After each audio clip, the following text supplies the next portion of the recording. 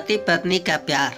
अजय की शादी के 2 वर्ष निकल गए, पर प्रीति के साथ उसका सामंजस्य बनने का नाम ही नहीं ले रहा था। छोटी छोटी बातों में प्रीति अक्सर बुरा मान जाती। अजय को समझ में नहीं आता कि अपनी संगनी को कैसे मनाए। उन दोनों के कॉलेज का साथी राहुल सालों बाद उनसे मिलने आया। दोनों ऑफिस के पास ही के रेस्टोरेंट में साथ लंच कर रहे थे। राहुल ने प्रीति से भी मिलने की इच्छा जाहिर की, पर अजय ने बात बदल दिया। इस बात पर उसे संदेह हुआ कि कुछ तो गड़बड़ है।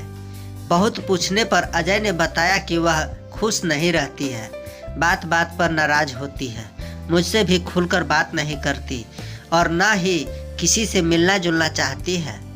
आखिर मैं क्या करूं? कैसे खुश रहेगी?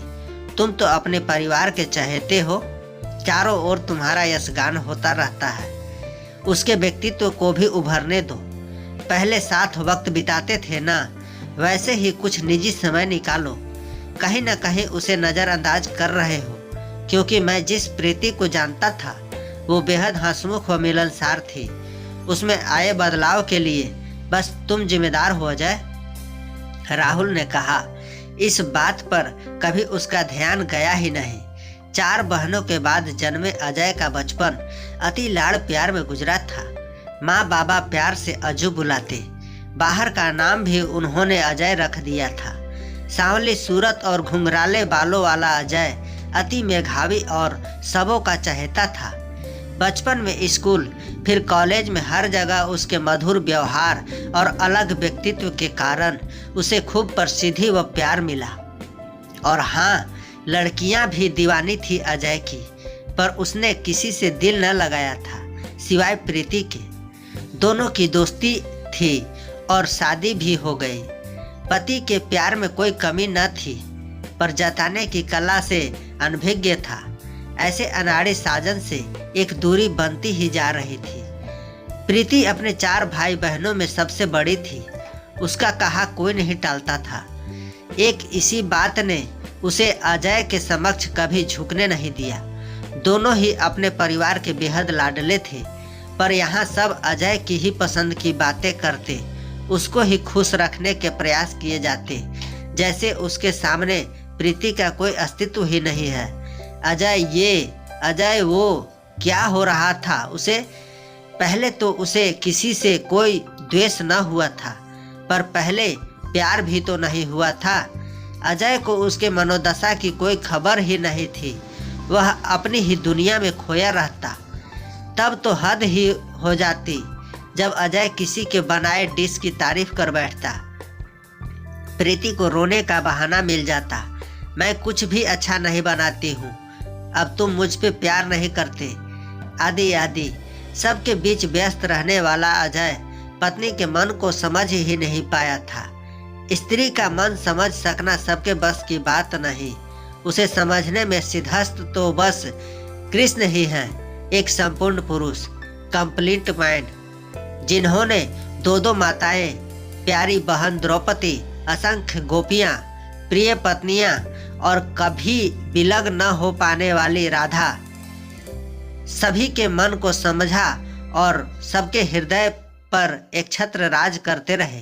कहते हैं राधा कभी कान्हा से नाराज भी हो जाए तो कृष्ण यह कहकर मना लेते कि मैं तुम्हारे हृदय में हूँ, अगर वहाँ नहीं तो कहीं भी नहीं।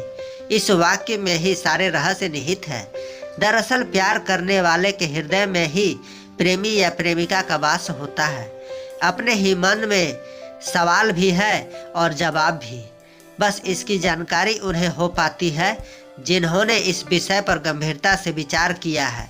ज़्यादातर लोग आत्मविश्लेषण न कर औरों पर ही दिमाग लगाते हैं, जिससे परिणाम में भी नकारात्मकता ही हाथ आती है। अजय की समस्याएं मित्र समझ गया था। अनुभव इंसान को सब सिखा देता है।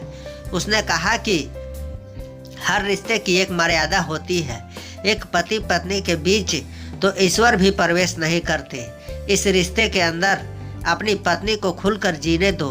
बाहर चाहे जो भी मजबूरियां हो, पर तुम दोनों के बीच आपसी समझ व अटूट प्रेम ही तुम्हारे रिश्ते की आधारशिला होनी चाहिए। वह उन दोनों के दिल्ली के टिकट्स बुक कर साथ लाया था। दोस्तों के सामने टिकट्स रख कर इतना ही बोला, कब तक देवकी, यशोदा, नंद बाबा और गोपियों के कान्हा बने रहोगे मित्र? प्रेम के ही सब रूप है।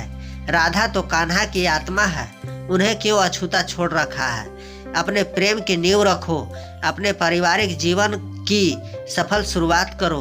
और फिर दोनों सालों बाद बिल्कुल अकेले घर के बाहर निकले।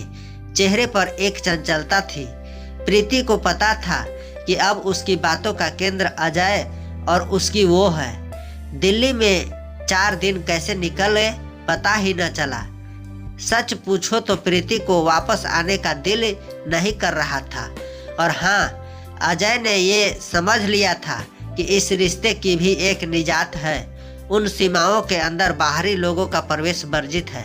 वापस घर आने पर सबको एक अलग ही प्रीति दिखी। इस आत्मविश्वास से भरी प्रीति की आंखों में फिर किसी ने आंसू नहीं देखा। और जल्द ही एक प्यारी सी नन्ही कली खिलने की उम्मीद से बंधी प्रीति फिर से सपनों में जीने लगी थी। बस खट्टा खाने की ललक में बार बार रसोई में जाती प्रीति ने सासू माँ का दिल जीत लिया था। घर में फिर से कान्हा के बाल रूप के आने की खबर ने खुशियां बिखेर दी थी। माँ बाबा ने नन्हे अजय के आने का इंतजार भी शुरू कर दिया। पर अजय ने प्रीति की चाहत में अपनी चाहत ढूंढ ली थी और उन दोनों को गुड़िया चाहिए थी। इस बार उसने अपनी यह इच्छा सबके सामने रख प्रीति के हौसले को बढ़ाया था। कुछ महीनों बाद उनके आंगन में एक नन्ही परी का आगमन हुआ। अजय अपनी गुड़िया को बाहों के झूले में झुलाने लगा। उसकी दुनिया प्यार से संवर गई थी। हंसती खेलती छोटी सी प्यारी सी उसकी अपनी नन्ही प्रीति ने उसके जीवन को इंद्रधनुषी कर दिया था। दोस्तों, आप सभी को यह कहानी कैसी लगी हमें कमेंट के माध्यम से ज़रूर बताएं। इसी तरह की अच्छी कहानियाँ आप यहाँ पर पढ़ सकते हैं। यहाँ उपस्थित शिक्षाप्रद कहानियाँ आपका मनोरंजन करने के साथ दिशा भी देगी। तो बने रहिए हमारे साथ और हमारे प्रयास को सफल बनाएं। धन्यवाद।